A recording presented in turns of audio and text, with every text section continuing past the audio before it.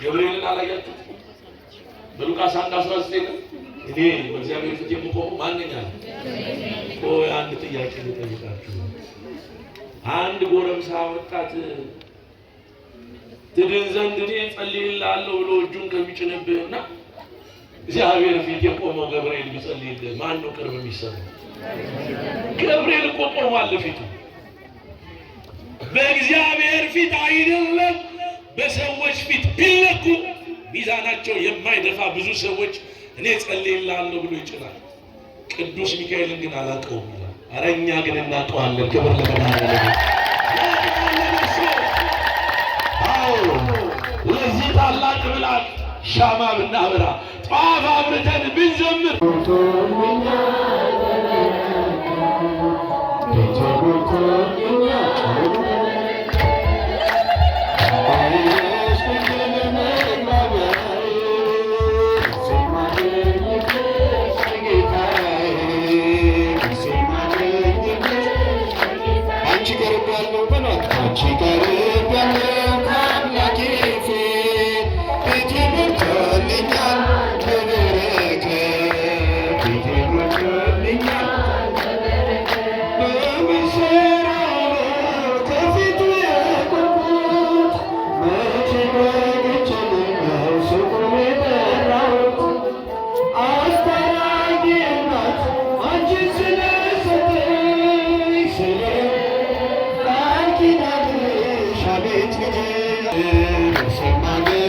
It's